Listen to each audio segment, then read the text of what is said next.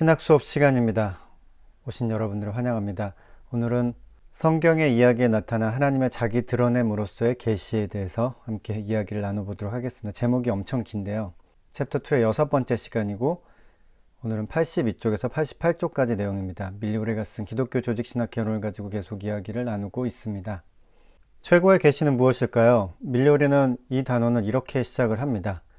기독교 신앙은 성경이 증언하는 예수 그리스도의 사역과 죽음과 부활을 하나님의 최고의 계시로서 그리고 하나님과의 관련성 안에서 만물을 이해하는 기초로서 이해한다. 좀 간단히 이야기하면은 최고의 계시는 무엇인가 라는 질문에 아주 간단하게 두 단어로 이야기하면 예수 이야기입니다. 예수 이야기. 이걸 조금 더 풀어서 이야기하면 예수의 삶과 죽음과 부활이 만들어낸 이야기가 최고의 계시라고 할 수 있습니다. 사람마다 주장이 다를 수 있겠죠. 그런데 밀리오레는 이제 이런 식으로 주장을 하고 있고 저도 이것에 이제 동의를 합니다. 하나님은 어떻게 계시하시는가? 가장 좋은 방법은 인격 상호 간의 소통이라는 것이죠. 하나님이 어떻게 계시를 할지 하나님께서 여러 가지 방법을 취하실 수 있겠죠. 글씨를 써서 아니면 뭔가를 보여줘서 아니면은 뭔가를 들려줘서 아니면은 또 여러 가지 방법이 있을 수 있는데 가장 좋은 방법은 인격 상호 간의 소통이 하나님의 자기 드러내는 가장 좋은 방법이 될 수 있다. 그리고 실제로도 그렇게 하셨다. 예수 그리스도를 통해서. 그래서 하나님의 자기 계시는 인격 상호 간의 지식과 유사한 것이다. 인격을 통한 하나님의 자기 드러냄. 첫 번째, 어떻게 하나님을 알 수 있는가? 예수의 행동을 통해서 하나님을 알 수 있습니다. 예수님이 이 땅에 오셔서 이제 여러 가지 일들을 행하셨는데 행동도 하시고 말도 하시고 예수님의 외모도 알 수 있었겠죠. 예전에 예수님을 본 사람들은 예수님의 키가 어떻고 예수님의 걸음걸이가 어떻고 이런 것들을 다 알 수 있지만 주로 이제 그 사람의 정체성이라고 하는 것은 행동을 통해서 나타날 수 있다는 거죠. 그 밑에 읽어보겠습니다. 예수의 일관된 행동 유형, 즉 하나님에게 헌신하고 이웃을 위하여 자신을 내어주며 사랑하는 행동 유형에 집중되어 있는 것이다. 우리가 하나님을 어떻게 알 수 있는가? 예수의 일관된 행동을 보고서 알 수 있다는 겁니다. 그 일관된 행동이라는 것은 예수님의 습관 같은 것이 있을 수도 있잖아요. 예를 들어 다리를 떤다거나 이런 습관도 있을 수 있죠. 네, 근데 그런 게 중요한 게 아니라 하나님에게 헌신하고 이웃을 위하여 자신을 내어주며 사랑하는 그 행동을 통해서 우리가 하나님을 알 수 있다는 것입니다. 인격을 통한 하나님의 자기 드러내면 두 번째, 하나님의 인격으로 드러나기 때문에 우리가 어떻게 하나님을 이해할 수 있냐면 하나님의 자유가 드러나게 됩니다. 우리가 많이 오해하고 있는 것 중에 하나가 뭐냐면은 하나님을 커다란 원칙으로 생각하는 사람들이 있어요. 그래서 우리가 이렇게 저렇게 행동하면 하나님께서 이렇게 저렇게 응답을 하실 것이다 라고 이해를 하는 사람들이 있습니다. 이게 일종의 오해입니다. 물론 그렇다고 하나님이 완전히 예측 불가능하게 진짜 이상하게 행동하시는 그런 분은 아니지만 그렇다고 해서 하나님의 행동이 예측이 가능한 것이 아닙니다. 그러니까 하나님의 자유가 드러나요. 우리가 어떤 사람도 그 사람의 행동을 완전히 예측할 수는 없잖아요.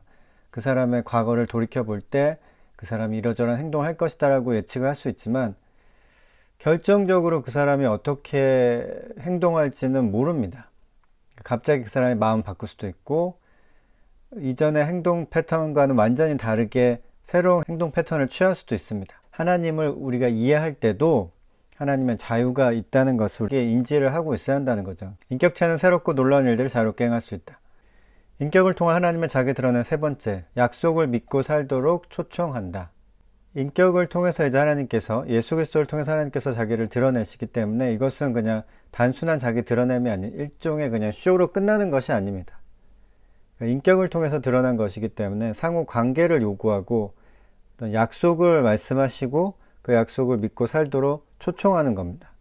만약에 이거를 하나님의 자기 드러냄을 어떤 쇼라고 생각을 해보시면 쇼는 우리가 그냥 보고 끝내는 거잖아요. 근데 이 쇼는 어떤 쇼냐면은 관계를 끌어들이는 쇼입니다. 좀 다르죠? 일반적인 그런 드러남이랑은 좀 다릅니다. 그래서 인격을 통해서 드러난다는 것은 상대방을 끌어들인다. 그 약속을 믿고 살도록 초청하는 겁니다. 우리는 친구에게 또 친구는 우리에게 오늘처럼 내일도 절대적으로 동일할 것이라고는 약속할 수 없다. 하지만 우리가 항상 친구와 함께 하리라고 항상 그를 신실하게 아끼고 사랑하겠노라고는 약속할 수 있다. 이런 식으로 인격 대 인격은 어떤 일이 발생할 것이라는 것을 완전히 확신할 수는 없지만 약속은 할 수 있다는 겁니다. 인격을 통한 하나님의 자기 드러냄. 네 번째, 이야기를 통해 하나님의 정체성을 파악한다. 무엇이 최고의 계시인가라고 제가 첫 번째로 질문을 던졌을 때 한마디로 그냥 예수 이야기라고 했습니다. 그러니까 이 이야기를 통해서 예수 이야기를 통해서 예수의 삶과 죽음과 부활이 만들어낸 이야기를 통해서 하나님의 정체성을 파악한다는 거죠. 사람은 자신의 정체성을 무엇으로 드러내는가? 이런 식으로 대답을 한다고 그래요. 이야기로 드러낸다고 합니다. 그래서 하나님도 마찬가지가 아닐까. 사람이 자신의 정체성을 드러내는 방법은 뭐가 있을까요? 자신의 모습을 보여준다거나 사진 찍어서 보여준다거나 자신의 이름을 말한다거나 자신의 직위를 말한다거나 이럴 수 있는데, 자신의 정체성을 드러내는 가장 좋은 방법은 이야기라는 건데요.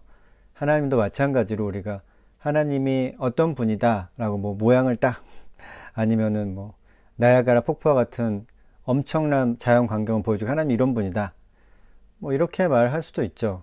그러나 이제 하나님의 정체성은 인간이 자신의 이야기로 자신의 정체성을 표현할 수 있는 것처럼 하나님도 자신의 이야기로 자신의 정체성을 표현하고 우리가 그 이야기를 통해 하나님을 알 수 있다는 겁니다. 마이클 맥레인이 한 말입니다. 하나님이 자신의 성품과 목적을 드러내기 위해 세상 속에서 행동하는 행위자라고 한다면 이야기는 하나님의 정체성을 드러내주는 적합한 형태이다. 제가 쓴 책입니다. 사랑해설, 예수가 그린 사랑. 예수의 비유로 풀어본 사랑 이야기고 예수의 비유 12가지, 사실 정확히는 11가지를 설명하고 있는 책입니다. 예수님의 비유를 보면 볼 때마다 새로운 내용들이 눈에 들어옵니다. 예수의 비유에 관심 있으신 분들은 그 책을 보시면 도움이 됩니다. 알라딘 온라인 서점에서 구매할 수 있습니다. 계시론에서 성경의 이야기가 하는 한계점에 대해서 밀리오리가 지적을 하고 있습니다.